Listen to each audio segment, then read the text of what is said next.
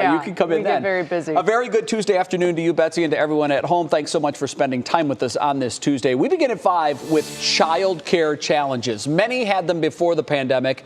Many more are dealing with them now. How about this number? It's stunning, really. Across the globe, working women lost $800 billion in wages during the pandemic. Even more scary, it's still not over. One of the biggest childcare issues impacts working moms. Lydia Esparra explains what parents are doing with these very difficult decisions. Childcare during the first part of the pandemic had parents working from home with their kids. But now, as women go back to work, things have changed. I think my mom brings me here. 3-year-old Kennedy goes to work with her mom. That was our biggest fear, is she wasn't going to get the right education at that time. Nobody knew what was happening. So Brittany Duranalou took matters in her own hands.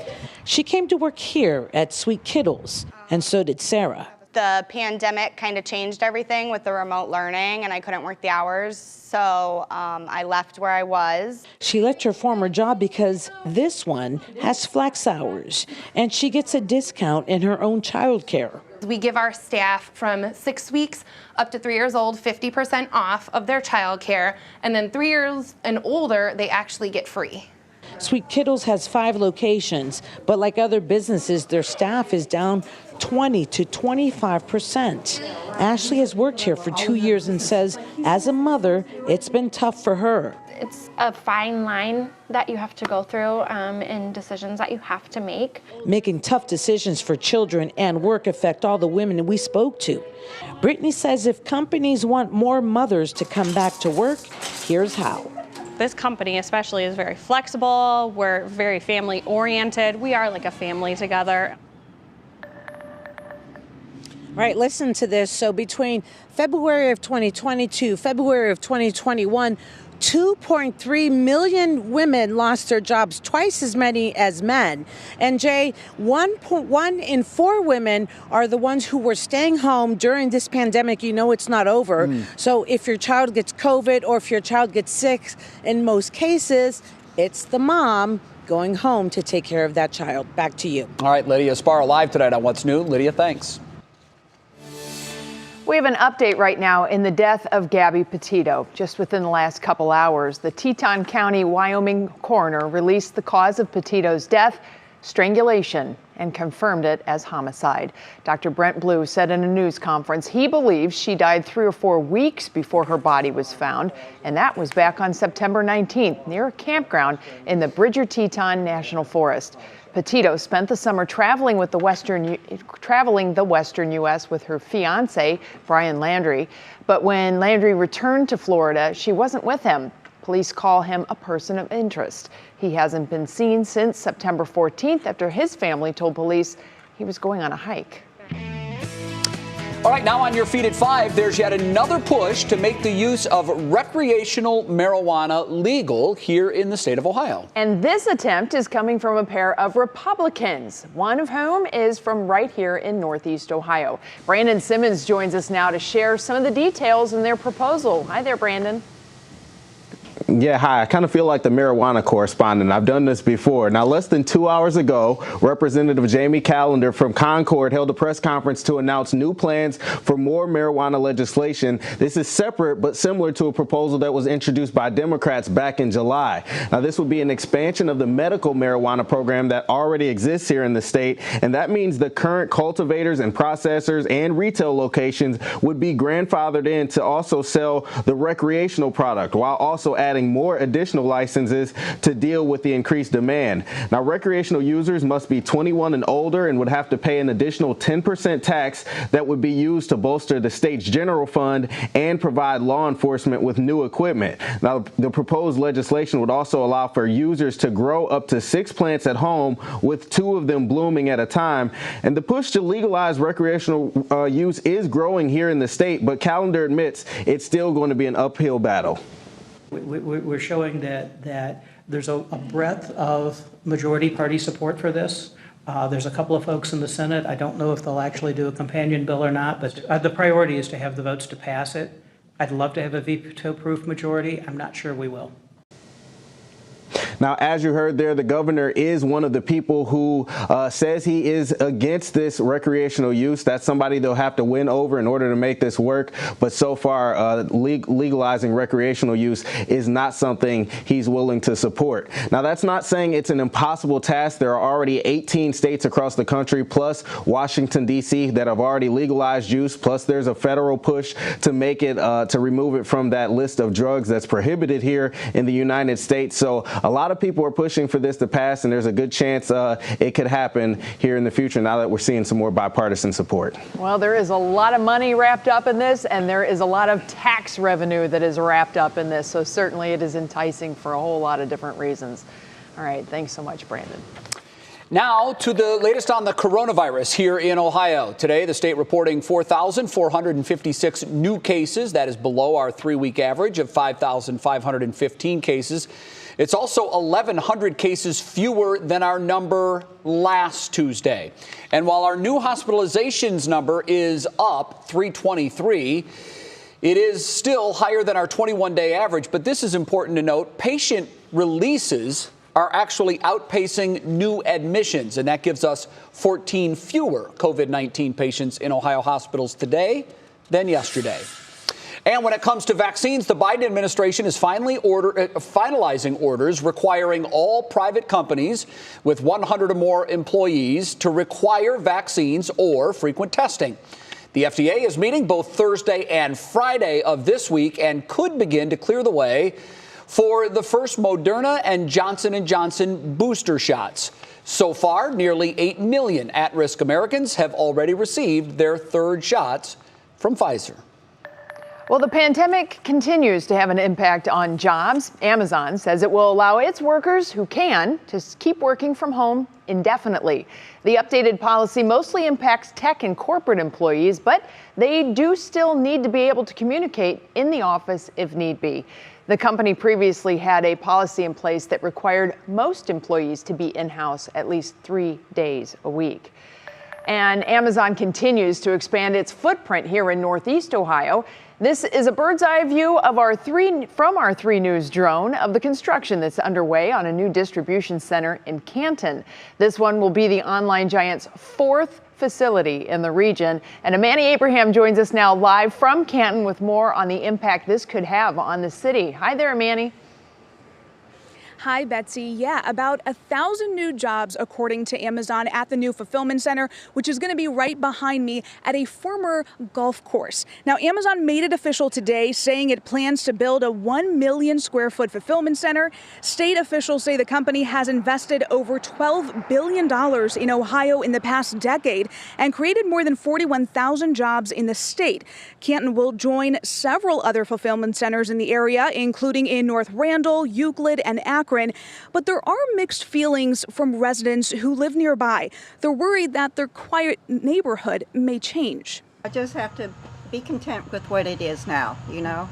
I mean, I know life changes, things change, and most of the time we don't like it, but it does. Now, city and state officials see the change as growth and an investment here in the Northeast Ohio region. Amazon says that the starting wage will be about $18 an hour for employees. They hope to open the new fulfillment center next year. Amani Abraham, 3 News. All right, Amani, thank you very much. Coming up next on What's New, no vaccine, no transplant. The life-saving surgery one local man needs, but is on hold for now. That's all because of new requirements at the clinic. Then, screaming into spooky season. We'll tell you about the new horror film that's set to hit theaters within a few months, coming up in Pop Break.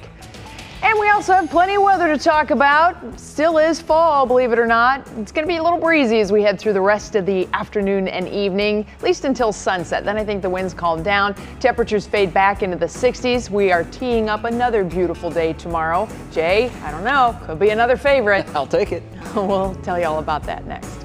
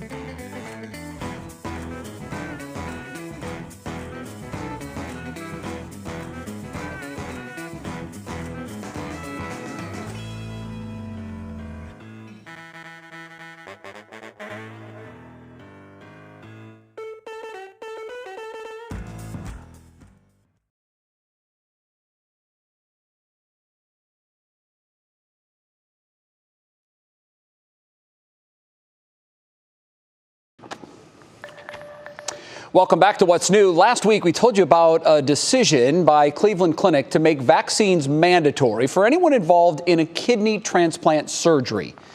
Though the move is to keep people safe, one family says it stands in the way of life-saving surgery. Lena Lai has more.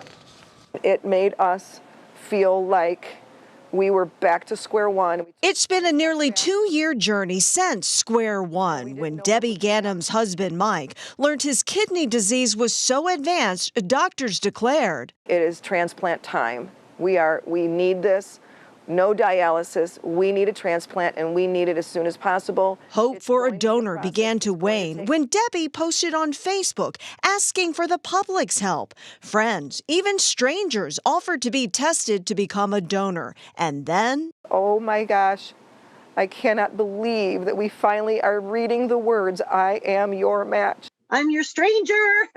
It was Sue George beating 1 in 100,000 odds of a non-relative being a match. Sue's daughter was one of Debbie's third-grade students. That was like 13 years ago, and we've stayed in contact ever since.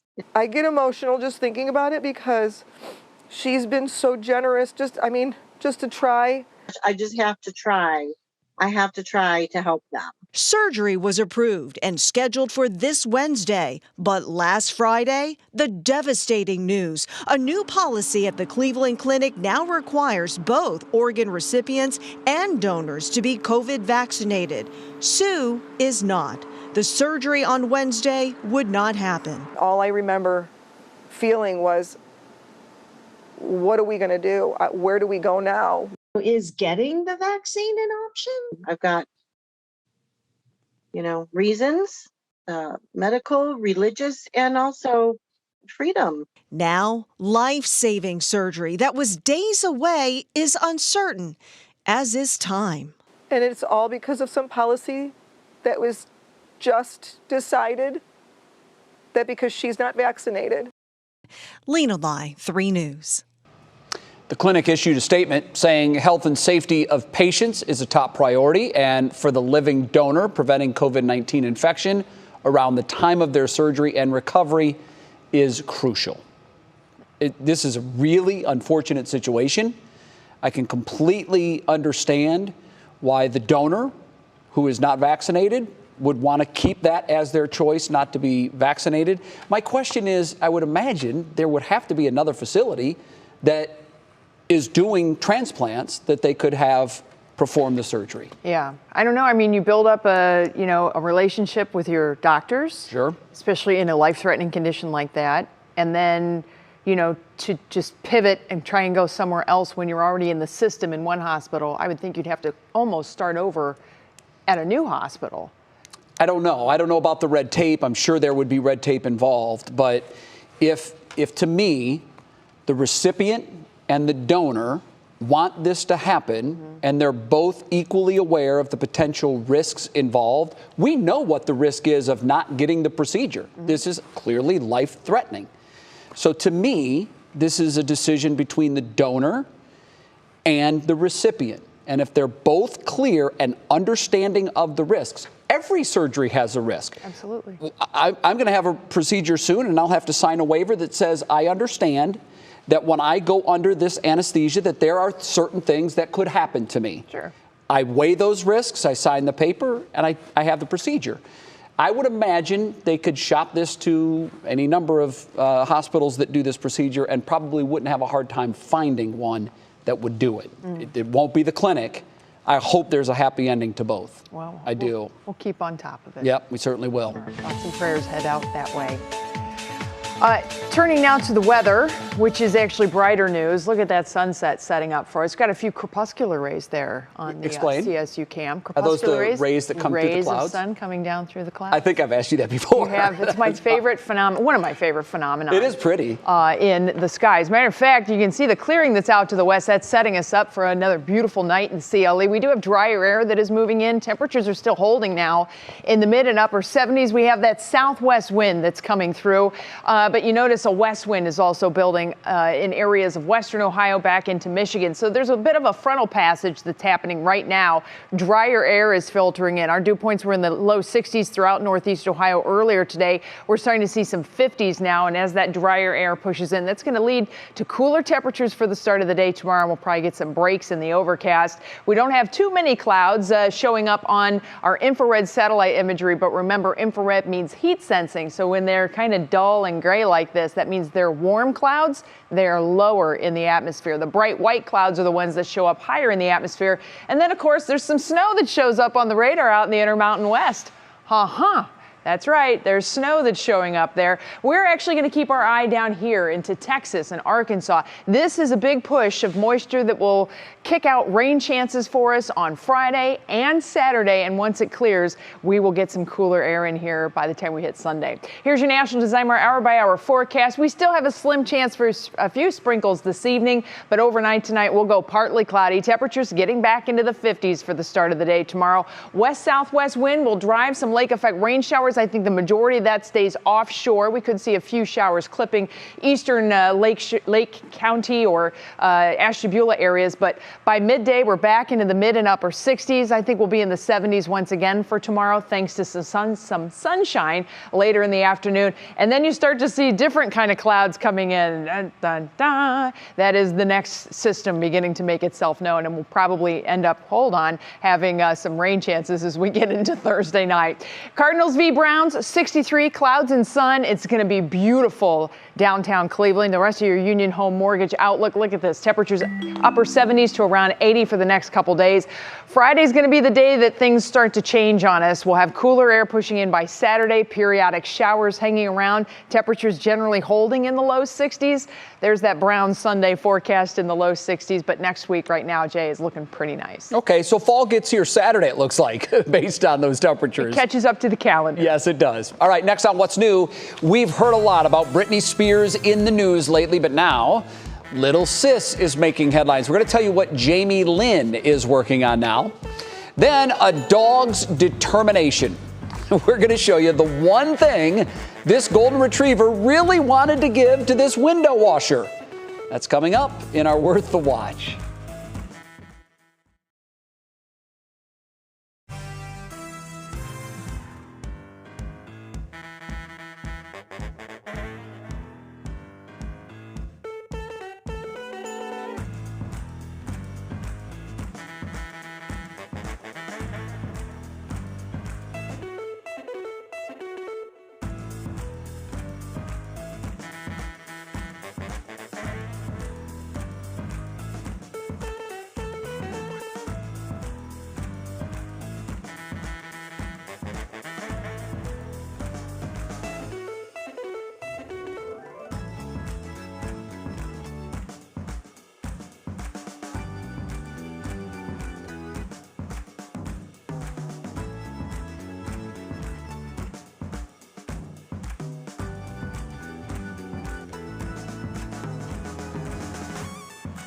We're talking about Scream and Jamie Lynn Spears for today.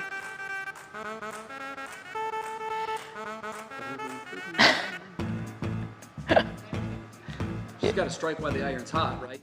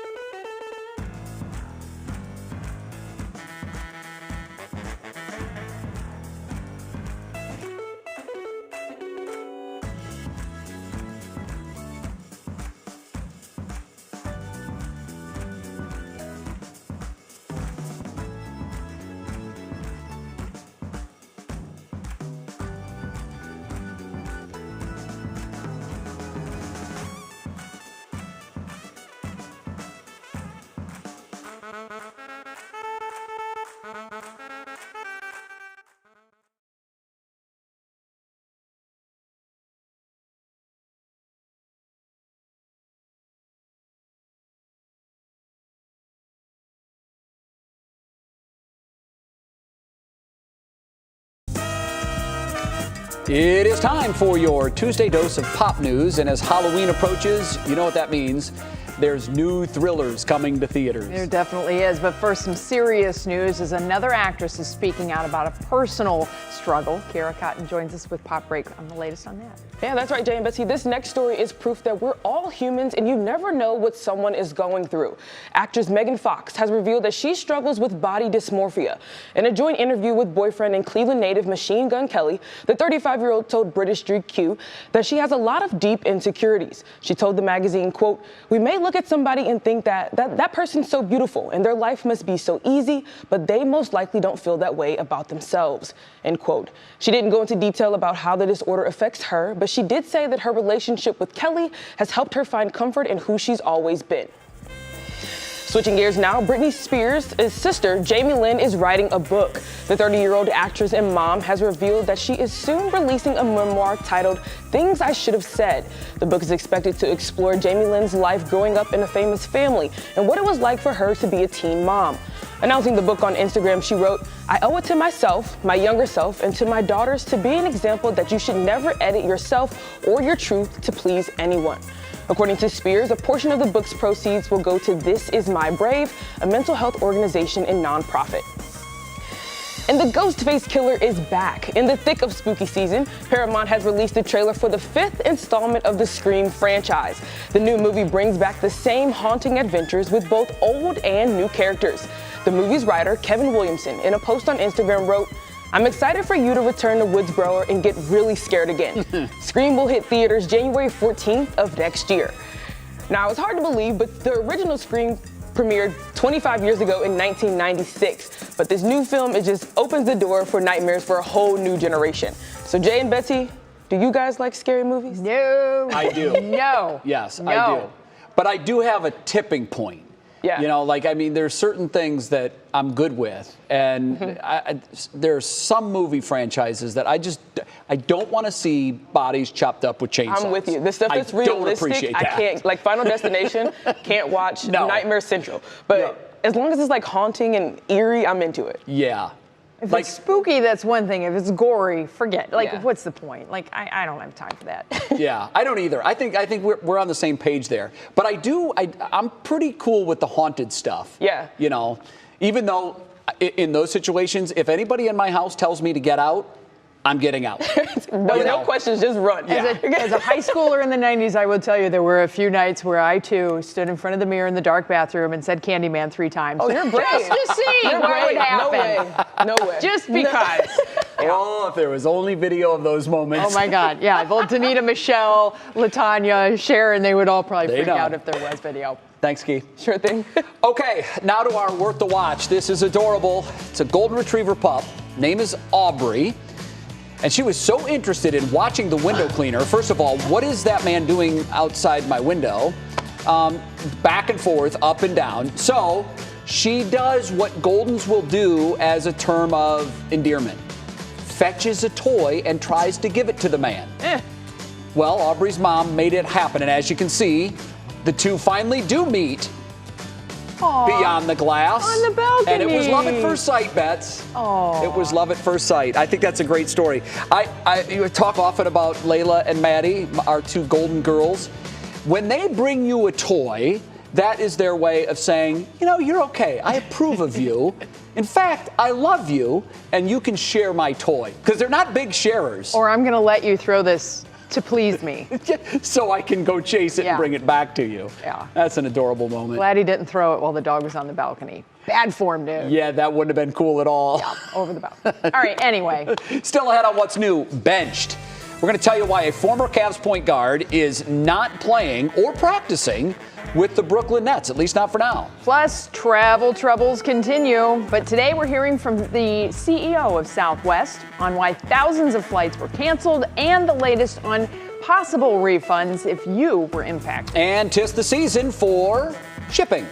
The new deadlines from the Postal Service if you plan to get your gifts delivered in time for the holidays.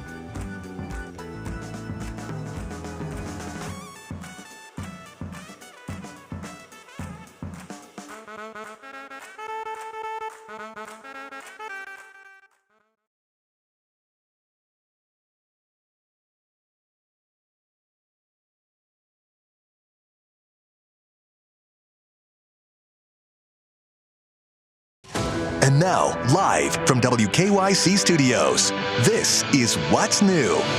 And we begin this half hour of What's New with 3 things you need to know. First up, Amazon is adding another fulfillment center here in Northeast Ohio, and that, of course, means more jobs. This is a bird's eye view of the construction, which is now underway. It was captured by our 3 News drone earlier today. The company announcing it's building a new facility in Canton. That would make the 4th site in the region. The new facility will create 1,000 new jobs, average pay, starting hourly rate $18 an hour. The new Canton Fulfillment Center is set to open sometime next year. And an update now in a case that has gripped the nation over the last month. Today we learned the official cause of death in the case of Gabby Petito. The Teton County, Wyoming coroner says she died of strangulation and confirmed it was homicide. Officials also say she likely passed away 3 or 4 weeks before her body was found, and that was back on September 19th near a campground in the Bridger-Teton National Forest. Her fiancé, Brian Laundrie, is still missing and is a person of interest. And tonight, the story that gripped our city will be featured on Discovery Plus. They plan on airing the true crime series, The Cleveland Kidnappings, featuring the stories of Amanda Berry, Gina DeJesus, and Michelle Knight, who, of course, were held captive for over 10 years before escaping from Ariel Castro's home on Cleveland's near west side. If you tune in, you'll also see our Lydia Esparra, who was interviewed for her role in reporting on the case. And with that, we welcome you back into the What's New set here at Channel 3. It's a beautiful day outside. Along with Betsy Kling, I'm Jay Crawford. We have something else that's new to show you. Laura Queso just posted new baby pictures. There he is. Little Jackson Shea. Isn't he just a peanut?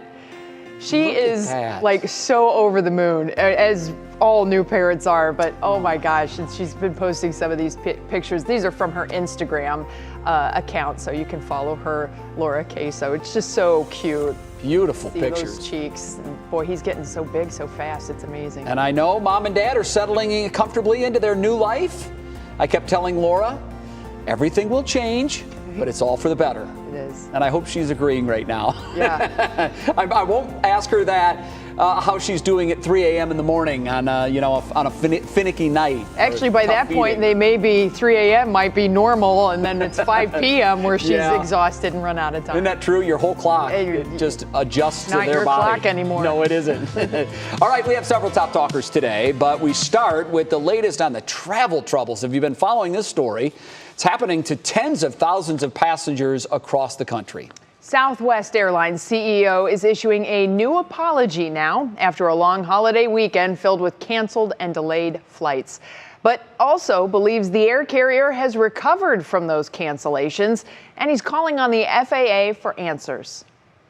Basically, the FAA had a series of delay programs that were implemented that covered all of Florida, every single one of our stations, including a 7-hour ground stop at Orlando. You'll have to ask the FAA what was the cause of all of that. We were thinly staffed coming into the weekend, and that certainly didn't help things as we were trying to recover. More than 50% of all flights from Southwest nationwide were either delayed or canceled yesterday, with nearly 2,400 flights canceled since Saturday. The one thing that was left out, whether or not they'll be providing refunds and vouchers for frustrated passengers. I know many of you are wondering about that. We did check, by the way, at Hopkins today, and it should be pointed out here, Southwest doesn't do a lot of business here in Cleveland, just a couple of flights daily in and out. No great impact here locally, but you know the airports where they are a big part of the business there.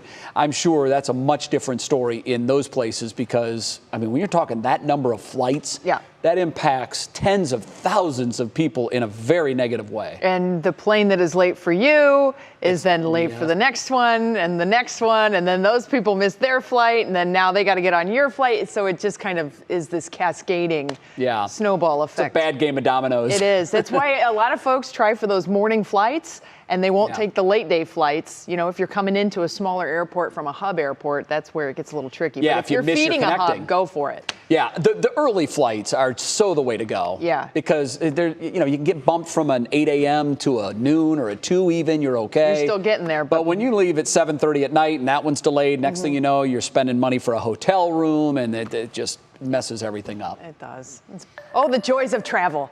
Another talker, the holidays are coming, and the U.S. Postal Service has announced its recommendations on deadlines for expected delivery by Christmas Day. Are you ready? I'm ready. December 17th for first-class mail service and packages. I was surprised. That's not horrible, Beth. I thought it was going to be like December 1st. I thought it'd be like maybe the 8th, the 12th, somewhere in there. But that's a week. There were people getting Christmas cards in April last year, so this is good. December 18th for priority mail service, and then December 23rd for super priority mail express. That's like basically like it'd be better if you probably just took it over there yourself, but you don't want to do that, so you're going to pay somebody else. It's the busiest time of the year. We know that. The month of December. I would say that, and I tend to be a last minute kind of guy, but I would just tell yourself that, okay, if they're saying the 18th, just tell yourself that the real deadline's the 14th. You build in a couple of days there, and if there's a snafu or you can't make it on the 18th, you don't want it to get there on the 29th. Yeah. Because then you've got to call and it gets awkward. I swear I sent it on time. It's coming. Or you have time still to sneak one in. No, that's true. Wait a second. You have a built-in excuse for being late. Did you send something? Yes, I did. The darn UPS. That postal service, they got me a gun. Just be prepared also for a little bit more money being spent on postal service. As for FedEx and UPS, they announced their schedules and their deadlines already. We have that info up on our website, WKYC.com. Another big talker today, I'm sure you heard this story. The NFL's John Gruden is resigned as the head coach of the Las Vegas Raiders. The announcement comes after accusations of homophobic and misogynistic remarks. The accusations come from a New York Times article that claims Gruden repeatedly used that kind of language with the Raiders staff, including disapproving of female referees, anthem protests, and drafting gay players. The team announced his resignation in a tweet. In a statement, the league slammed Gruden's actions, calling them appalling, abhorrent, and wholly contrary to the NFL's values. This was a shocker, I have to say. We learned of this news late last week when, here's the way this happened. John made some emails while he was not an employee of an NFL team or the league. And he sent them to the Washington Redskins, a former coworker of his who was at the Washington Redskins. Well, the Washington Redskins were being investigated by the NFL. So they had grabbed all of their email, millions of email. And in this trove of email were these John Gruden emails, and they were leaked to the New York Times and the Wall Street Journal, and now he's gone. Can you imagine a week ago if someone would have told you John Gruden, who's a successful head coach, will be fired before Urban Meyer? Right. You never would have believed that. But life comes at you fast. Woo. Okay, from football to basketball now. This also has a lot of folks talking today, especially in the sports world. Former Cavs star Kyrie Irving, who is now with the Brooklyn Nets, is not allowed to play on home court or even practice with the team at their facility because of New York City's local COVID-19 vaccine mandate. Irving is not vaccinated against COVID-19, and the team's general manager says he won't play at all until, quote, he is eligible to be a full participant. New York City requires proof of at least one vaccine shot to enter indoor gyms. Wow, that one is big money. Yeah, so, Betsy, he could play in other arenas. Yes, they've said in cities and states that don't have this mandate. Yeah. However, this is a team decision now because the team's saying it gets kind of dicey if you're only having a player play in road games. Cohesion. This is a team sport, so you want cohesion, particularly with the person who runs the offense. That's the point guard. That's Kyrie Irving. This decision, Bets, Kyrie Irving is scheduled to make $33.33 million this year. So the decision for him to not take the vaccine is a costly one. Well, I'm sure he's balanced it all out. Oh, he's not hurting for grocery money. Waiting to see what exactly is going to happen. A little bit different circumstances than other folks, I'm sure. But yeah, he'll be fine, but my goodness. I'm sure there's a lot of people out there that haven't gotten the vaccine and say, well, maybe $33 million. Yeah, pay me. I'll take it. I don't know. All right, coming up, some news from Twitter on this Tech Tuesday. The social media giant has a big new change on its platform that has a lot of folks celebrating. We'll tell you about it. Hopefully it's edit.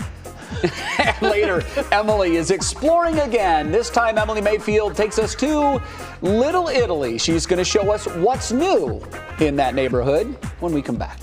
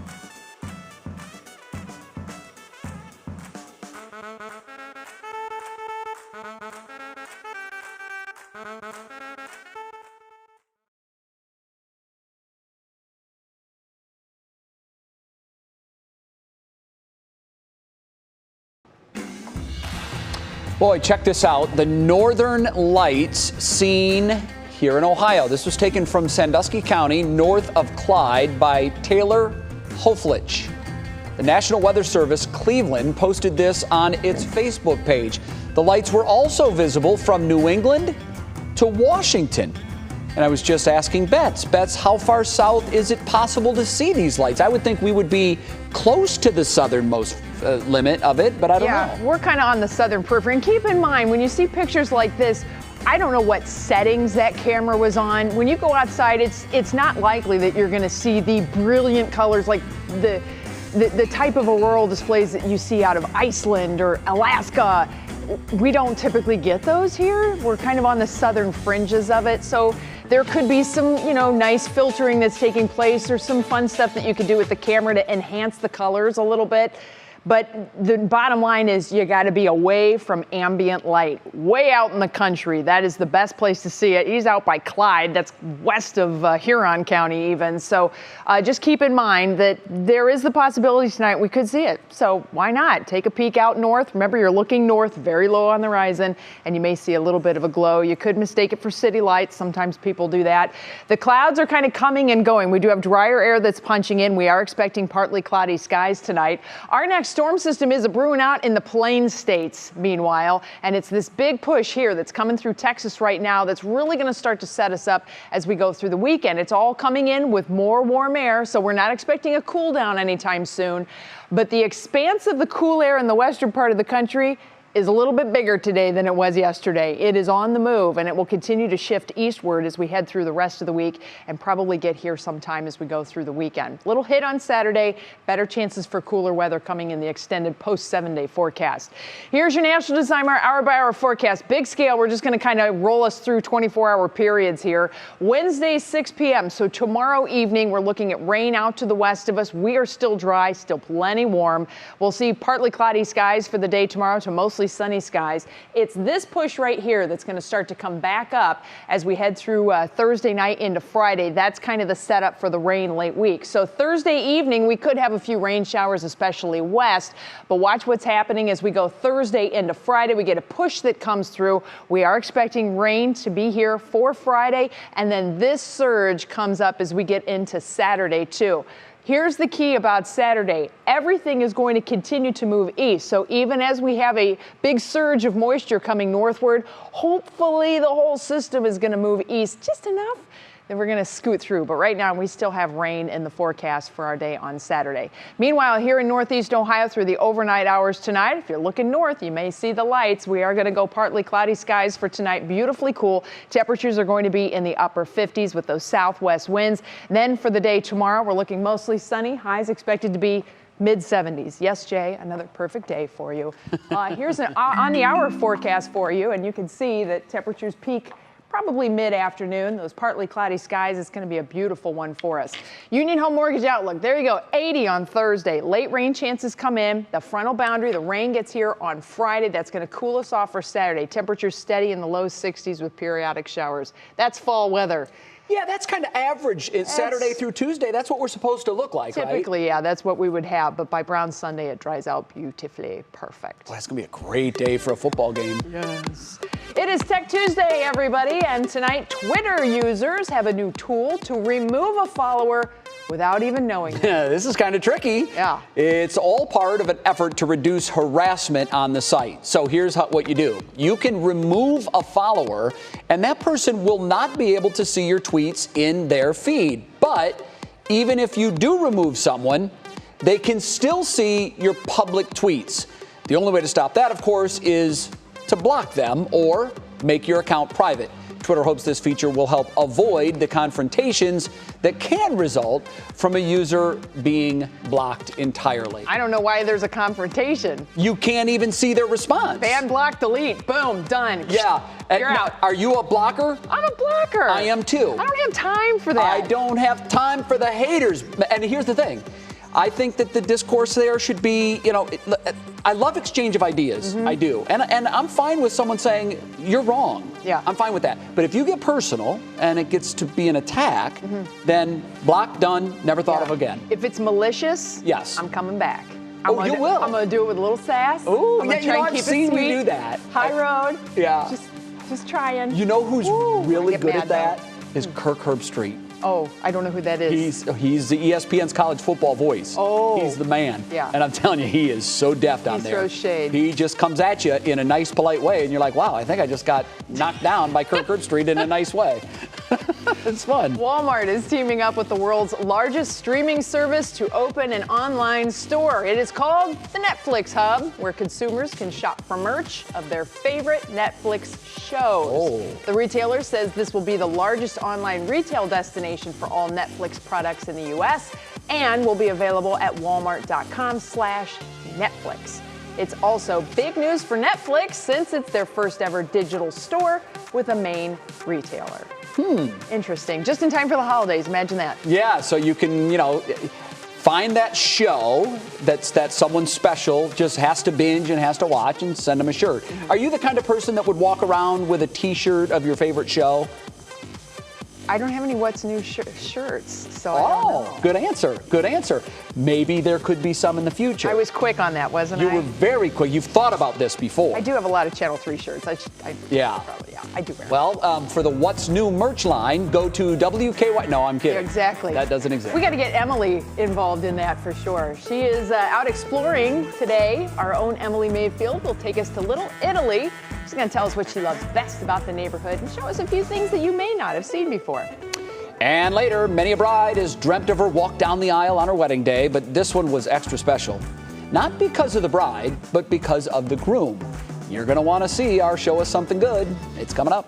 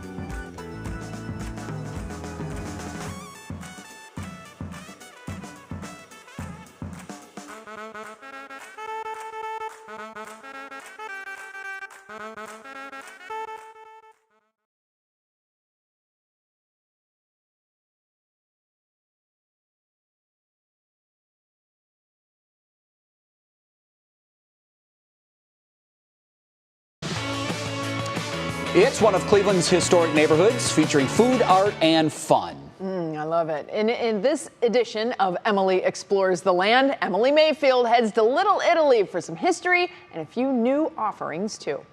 Little Italy has been a staple in Cleveland for many years. I, however, have never had a chance to explore it.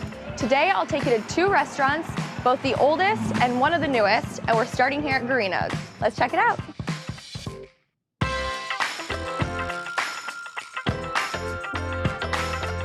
All right, I am here with Scott Phillips, owner of Guarino's. Tell us a little bit about Guarino's. Guarino's started in 1918. We survived 2 pandemics and 2 world wars to get where we're at today, and we've carried it over the 100-year mark. Tons of history in Little Italy. How has being in this neighborhood influenced the restaurant? A lot of these restaurants are new. We're just staying the same. We become the place everybody wants to go to because we are the one with all the history. Tell us about the different spaces. Well, right now you're looking at our bar, and our bar is really old. And then we have a nice dining room back which has 18 tables, and it goes out into a beautiful patio. Talk about the menu a little bit. Okay, so first of all, we are known for our lasagna. We're still making it the same way. The red sauce is fantastic. Wow, well, I'm so excited to try it. Should we head back and see some we dishes? We should. Come on Awesome. back. Okay, so what we're looking at here is some of our main dishes. We have our calamari, which we are known for, the chicken piccata, which is our own recipe, spaghetti and meatballs. Everybody makes spaghetti and meatballs, but nobody makes them like us. This is our lasagna. The recipe goes back to the early 60s or beyond. Amazing. Well, I'm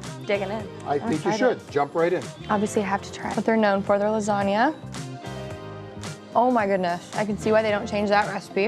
I'm gonna keep this rolling. I'll see you guys at the next spot. From the oldest to one of the newest, now we're here at Nora. Let's see what they have to offer. All right, I am here at Nora with the man who makes it all happen, Chef Patrick. Thank you for having us. Tell us a little bit about Nora. We do everything from scratch. We do a very, very seasonal menu. So right now we're heading to our fall menu, and it's going off of a foraged and wild game. Rumor has it you guys won an award recently for Best Ambiance. If someone were to come in for dinner, what can they expect? We try to focus on the beautiful lighting, keeping it very romantic. We try to make it like when you come in, you're gonna get one of the best meals that you can have. What sets you apart from the other spots? We just focus on regional. We're going into northern Italy. We change our menu 4 times a year. Is that just because the weather is different, so people are craving different things? With Italy, it's such a big country. The weather changes and the food changes for the area, so we found that like northern Italy is better for heartier, colder months, where southern Italy is better for spring, summer, you know, the lighter food. Well, I'm kind of excited to try some of these foods. Should we get to it? Sure. Tell me what we have here. All right, so the first dish we have is our boar bolognese, served on house-made pappardelle noodles. So this is our pumpkin fettuccine with butternut squash, sage, Italian sausage, and it's served in a bourbon maple sauce. Well, I'll let you eat and I'll come back. Thank you. That is so good. Has such a good balance. Highly recommend. I'm gonna keep checking this out. I'm also gonna continue exploring Little Italy because there are so many gems I had no idea about. So catch you guys next time. Ciao. Okay, I'm really jealous. I'm hungry. Any bride and groom will tell you that walk down the aisle is one of the most special moments in a wedding, but for one couple, it was extra sweet. There's a story behind this, and we'll tell you next.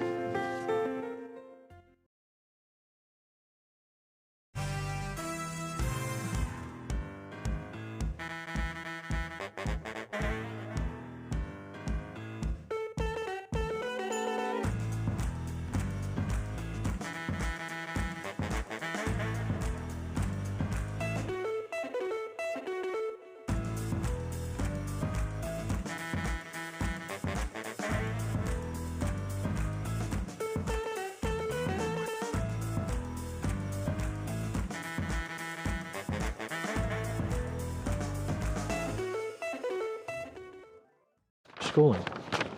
Hey, testing 1, 2, 3, 4, one of the hardest hit job sectors in Northeast Ohio. Thank you. Hello, good evening. Thanks for joining us. I'm Russ Mitchell. Tonight, Amazon is widening.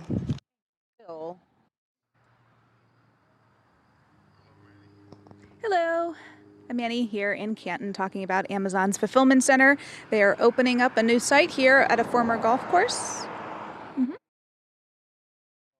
And then I did another one for oxygen. Hello. Hello. All the moms we spoke to say the flex time is what's really important because it allows them. Hey, check 1, 2, 3. This is Brandon checking to see what it looks like or sounds like.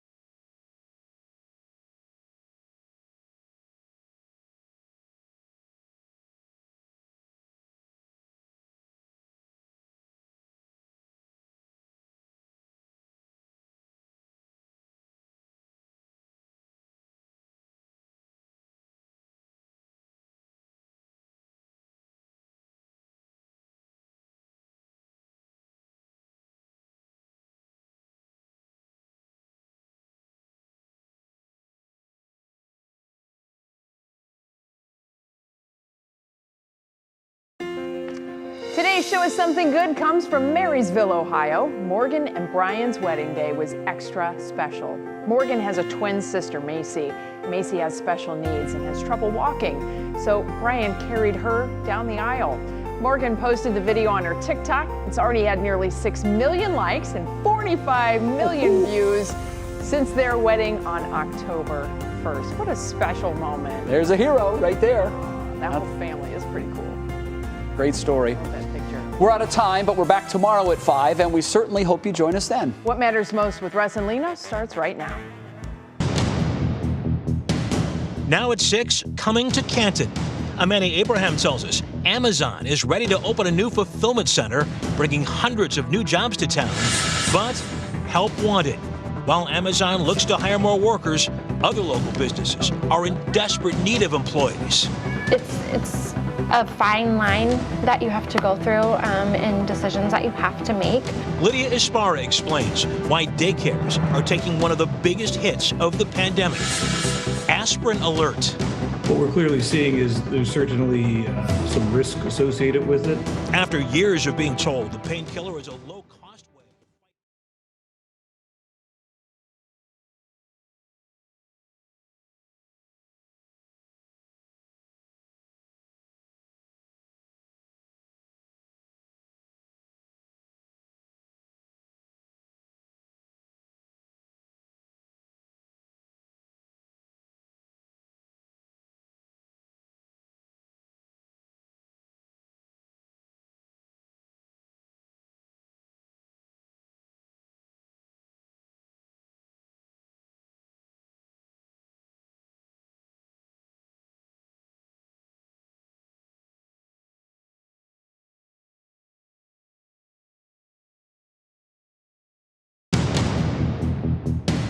Now at 6, coming to Canton. Amani Abraham tells us Amazon is ready to open a new fulfillment center, bringing hundreds of new jobs to town. But help wanted. While Amazon looks to hire more workers, other local businesses are in desperate need of employees. It's a fine line that you have to go through and decisions that you have to make. Lydia Esparra explains why daycares are taking one of the biggest hits of the pandemic. Aspirin alert. What we're clearly seeing is there's certainly some risk associated with it. After years of being told the painkiller is a low-cost way to fight heart disease, there's a new report out tonight with a warning. And wireless from the moon. Wi-Fi for everyone is not just a project in Cleveland. It may soon be available in outer space, thanks to the work of some local scientists.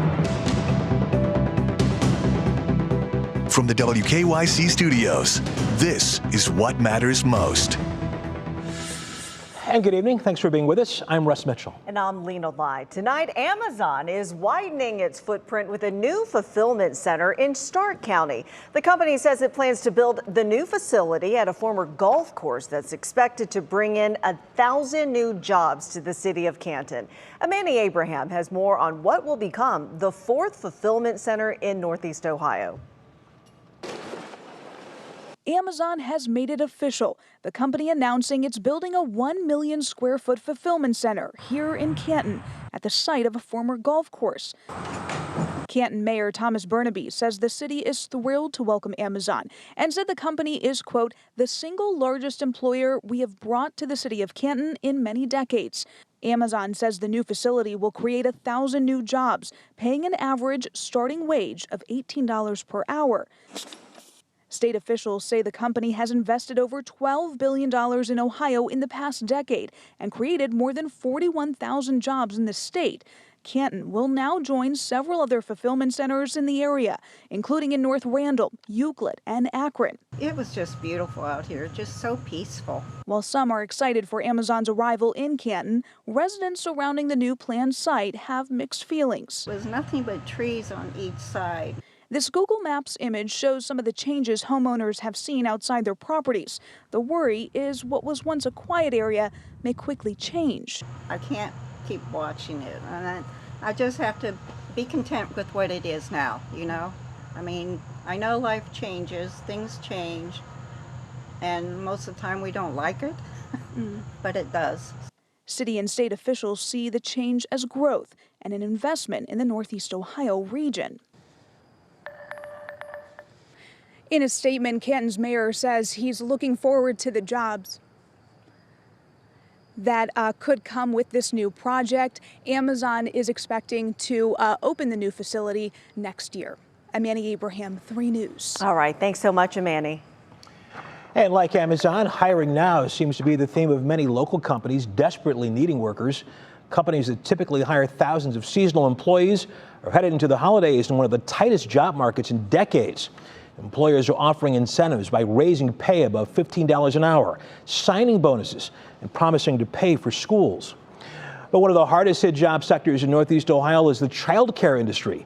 Globally, women working outside the home lost $800 billion in wages because of the pandemic, and the problem continues. Lydia Sparr joins us now with more on this. Lydia, good evening to you. Good evening, Russ. And yes, you're right, the problem continues. So 1.4, or 1 in 4, I should say, women are not working. Well, they're not working. Hold on 1 second, please. She's got to make some noise. Okay, so 1 in 4 women are staying home because their kids get sick. So it's not the dad that's staying home. It's really the women that are staying home. And of course, the